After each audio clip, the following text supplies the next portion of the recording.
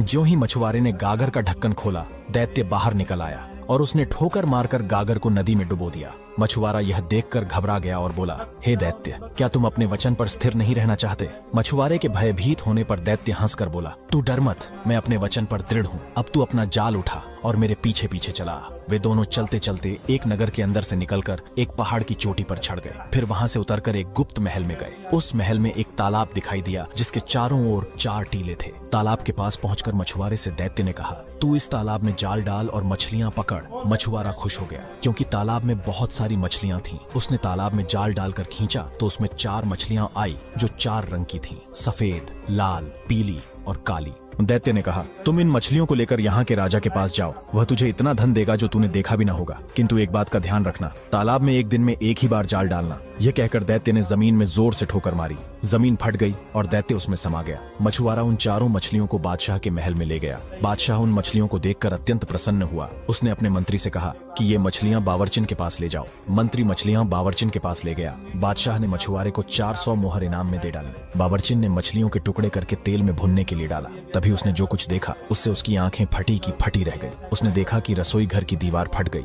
और उसमें से एक बेहद सुंदर स्त्री बाहर निकल आई। स्त्री बाहर आकर अपने हाथ में पकड़ी हुई एक मूल्यवान छड़ी उठाकर उस कड़ाही के पास आ खड़ी हुई जिसमें मछलियां भुन रही थीं। उसने एक मछली पर छड़ी मारी और बोली, ओ मछली, क्या तू अपनी प्रतिज्ञा पर कायम है? मछली में कोई हरकत न हुई। स्त्री ने फिर छड़ी मारी और अपना प्रश्न दोहराया। इस पर चारों मछलियां उठ खड़ी हुई और बोली, ये सच्ची बात है कि तुम हमें मानोगी तो हम तुम्हें मानेंगे, और अगर तुम हमारा ऋण वापस करोगी तो हम तुम्हारा ऋण वापस कर देंगे। यह सुनते ही उस स्त्री ने कड़ाही को जमीन पर उलट दिया और स्वयं दीवार में समा गई और दीवार जुड़कर पहले की तरह हो गई। बावर्चिन इस कांड को देखकर सुध-बुध खो बैठी। कुछ देर बाद वह होश में आई तो देखा मछलियां चूल्हे के अंदर गिरकर कोयला हो चुकी हैं। वह अत्यंत दुखी होकर रोने लगी। वह सोच रही थी कि राजा को मेरी बात पर विश्वास न होगा। वह इसी चिंता में बैठी ही थी कि तभी मंत्री ने आकर पूछा कि मछलियां पक चुकी हैं या नहीं। बावर्चिन ने मंत्री को सारा हाल बताया। मंत्री को इस कहानी पर विश्वास तो न हुआ, लेकिन उसने बावर्चिन की शिकायत करना ठीक न समझा। उसने मछलियों के खराब होने का कोई बहाना बादशाह को कह दिया और मछुआरे को बुलाकर कहा कि वैसी ही 4 मछलियां और ले आओ। मछुआरे ने दैत्य से किया हुआ वादा तो उसे न बताया, लेकिन कोई और मजबूरी बता दी कि आज मछलियां क्यों नहीं ला सकता। दूसरे दिन मछुआरा फिर उस तालाब पर गया और उसी प्रकार की 4 रंगों वाली मछलियां उसके जाल में फंसी। मछलियां लेकर वह मंत्री के पास पहुंचा।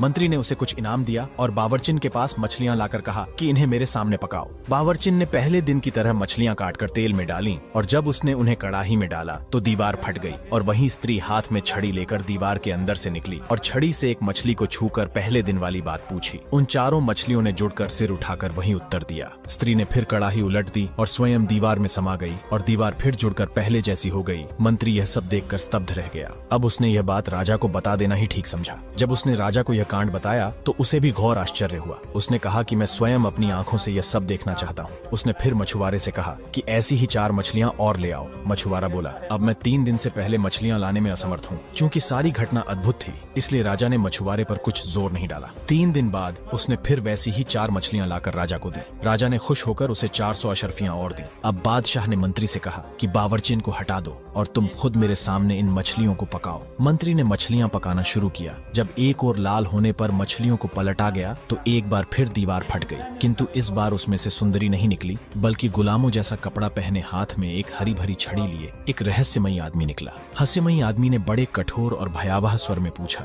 मछलियों, क्या तुम अपने वचन पर अब भी स्थिर हो? मछलियां अपने सरों को उठाकर बोली, हम उसी बात पर स्थिर हैं। उस व्यक्ति ने कड़ाही उलट दी और स्वयं दीवार के छेद में घुस गया और दीवार पहले की तरह जुड़ गई। ये बादशाह ने मंत्री से कहा, यह अद्भुत घटना मैंने स्वयं देखी है, वरना मैं इस पर विश्वास न करता। ये मछलियां भी साधारण नहीं है। मैं इस रहस्य को जानने के लिए बड़ा उत्सुक हूँ। यह कहकर उसने मछुआरे को फिर बुलवाया और उससे पूछा कि तू यह रंगीन मछलियां कहाँ से लाया था? मछुआरे ने बताया कि मैंने उसे उस तालाब से पकड़ा है जिसके चारों ओर 4 टीले हैं। बादशाह ने मंत्री से पूछा, तुम्हें मालूम है कि वह तालाब कहाँ है? मंत्री ने कहा, मैं 60 वर्ष से उस ओर शिकार खेलने जाता रहा हूँ, लेकिन मैंने ऐसा तालाब न देखा न सुना। अब बादशाह ने मछुआरे से पूछा कि वह तालाब कितनी दूर है और क्या तू मुझे वहाँ ले जा सकता है? मछुआरे ने कहा, वह तालाब यहाँ से 3 घड़ी के रास्ते पर है और मैं आपको जरूर वहाँ ले जाऊंगा। उस समय दिन कम ही रह गया था। किंतु बादशाह को ऐसी उत्सुकता थी कि उसने अपने दरबारियों और रक्षकों को शीघ्र तैयार होने की आज्ञा दी। फिर वह मछुआरे के पीछे पीछे चल दिया और उसके बताए हुए पहाड़ पर चढ़ गया। जब वह पहाड़ के दूसरी ओर उतरा तो वहाँ बड़ा विशाल वन दिखाई दिया। यह वन पहले किसी ने नहीं देखा था। फिर बादशाह और उसके साथियों ने वह वन भी पार किया और सब लोग उस तालाब के किनारे पहुंच गए जिसके चारों ओर 4 टीले थे।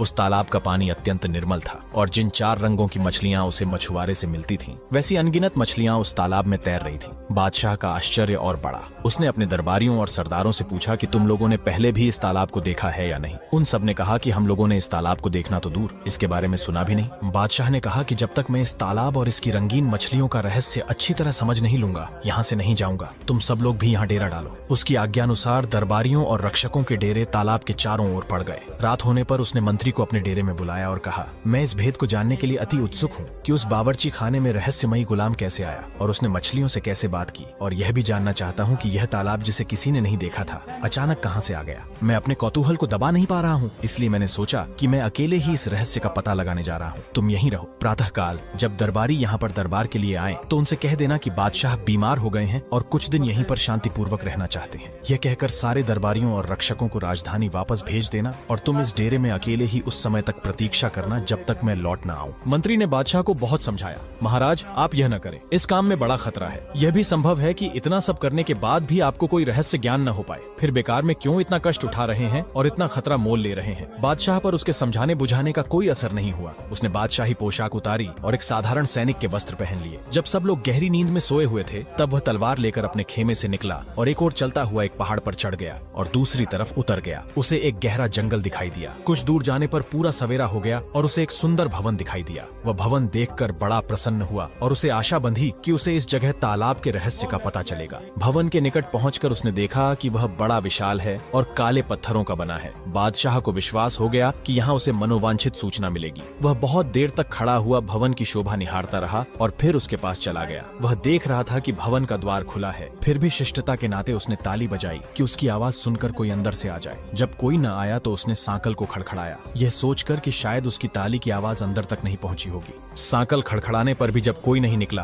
तो बादशाह को क्रोध आया कि अजीब घर है जहाँ बुलाने पर भी कोई आकर नहीं पूछता। वह अंदर चला गया और जोर से पुकारा कि क्या इस भवन के अंदर कोई मनुष्य है जो एक अतिथि के रहने के लिए थोड़ा स्थान दे सके। फिर भी उसे कोई उत्तर न मिला तो उसका आश्चर्य और बढ़ा। वह घर में घुसा तो देखा कि अंदर से और भी लंबा चौड़ा मकान है किंतु उसके अंदर कोई नहीं है। तभी उसे एक कातर आवाज सुनाई दी जैसे कोई बड़े दुख में कराह रहा हो। उसने कान धर कर सुना तो मालूम हुआ कि कोई मनुष्य रो रो कर अपनी करुण कथा कह रहा है और अपने दुर्भाग्य को कोस रहा है। बादशाह ने उस कमरे का पर्दा उठाया जिसमें से यह आवाज आ रही थी। उसने देखा कि एक नवयुवक सिंहासन जैसी किसी ऊंची चीज पर राजसी वस्त्र पहने बैठा है और करुण स्वर में विलाप कर रहा है। बादशाह ने उसके निकट जाकर सलाम किया तो युवक बोला, मुझे क्षमा कीजिए, मैं उठकर आपका स्वागत करने में असमर्थ हूँ, इसीलिए मैं आपके पास न आ सका। बादशाह ने कहा, मैं आपके शीलवान व्यवहार से बड़ा प्रभावित हुआ हूँ। वास्तव में कोई ऐसा अपरिहार्य कारण होगा कि आप उठ न सके, किंतु आपके दुख को देखकर मुझे अफसोस हुआ। आप मुझे बताएं कि मैं आपका कष्ट किस प्रकार दूर कर सकता हूँ। कृपया मुझे अपनी कठिनाई बताने में तनिक भी न हिचकें। कृपया यह बताएं कि आप यहाँ इस मजबूरी की हालत में कैसे पड़े हैं। यह भी बताएं कि यह भव्य भवन किसका है और ऐसा निर्जन क्यों है। साथ ही यह भी बताएं, क्योंकि मैं यही जानने के लिए निकला हूँ कि पास के तालाब का रहस्य क्या है और उसकी मछलियाँ कौन है। जवान आदमी यह सुनकर फिर रोने लगा और बोला, मेरा हाल सुनने से पहले देख लीजिए। यह कहकर उसने अपना कपड़ा उठाया तो बादशाह ने देखा कि वह नाभि के ऊपर तो जीवित मनुष्य है और नीचे काले पत्थर का बना हुआ है। उसकी आंखें फटी रह गईं और वह बोला,